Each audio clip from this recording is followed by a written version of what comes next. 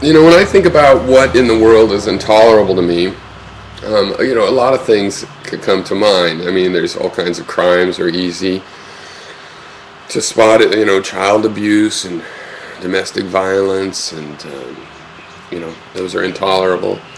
Poverty and all sorts of social conditions.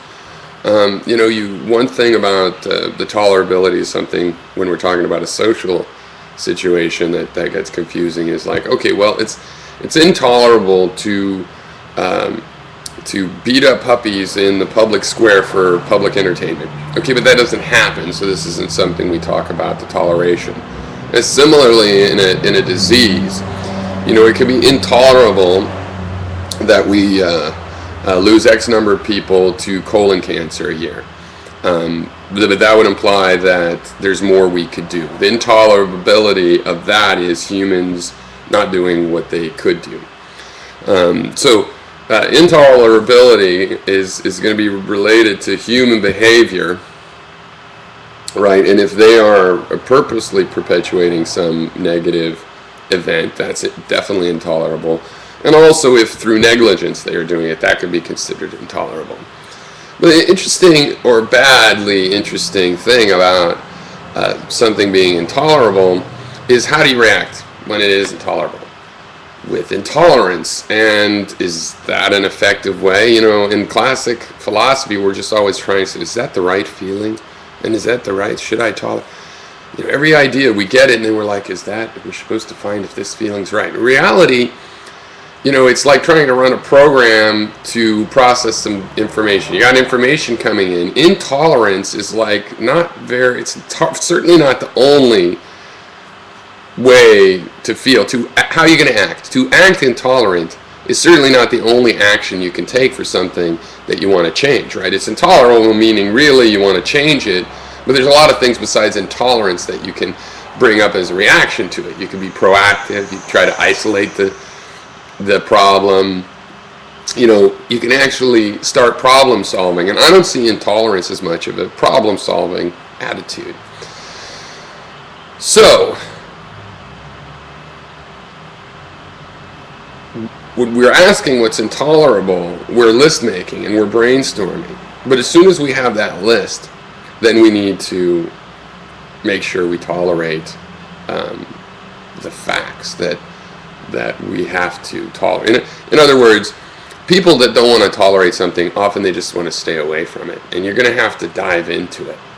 You're going to have to dive into the situation, and figure out what the factors are.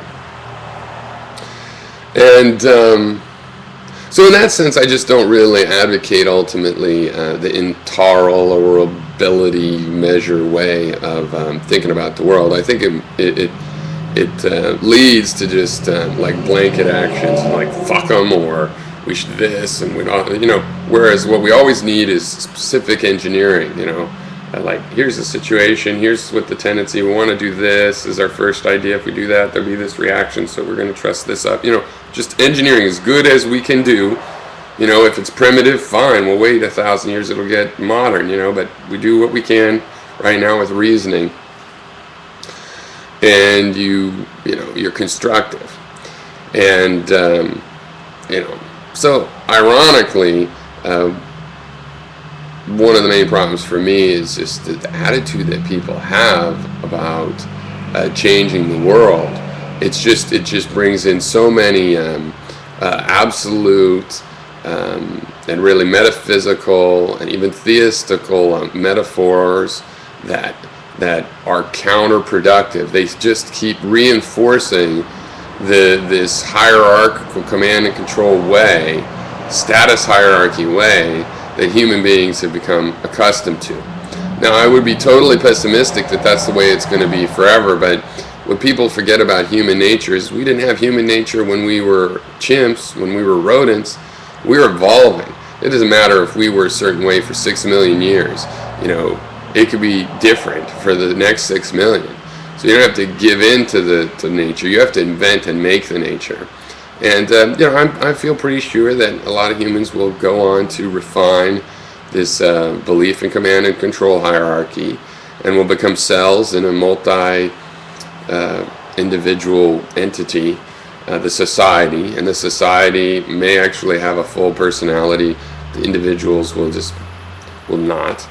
And that other human individuals will retain their individuality and their artistic, creative nature as individuals, and will develop that. And to me, I mean, I feel probably that my offspring will go in both directions. I prefer the individual side, but as my predilected bias. But really, I believe that there's a balance that we have to realize. Individuals have to realize how the society provides an environment, ideally for individuality, that we need to get the individual's experience as an environment, that the society plays a role to provide the infrastructure and to interact with the individual to allow that, and that is how those individuals integrate with wider society. And hopefully in the long run, those of us that want to give up our individuality to the culture can do that, but those of us that really don't want to do that and will refuse to the death are not forced to. And I do think a day like that is coming and possible. I mean, I think the main problem right now is, since we're still afflicted with war, it's like if you have a curable cancer. You can make plans for 10 years down the road, figuring, well, I am going to kick this cancer. It takes a couple years to cure, but I'm going to live that way. And that's kind of the situation we're in. I don't want to be whistling past the graveyard. But either we take ourselves out with environmental disasters or nuclear war, or perpetuating our slavery of ourselves in the short term, or else in the long term, some of the biological processes catch up with us, and those yearning to be free secure their freedom from their temporary oppressors.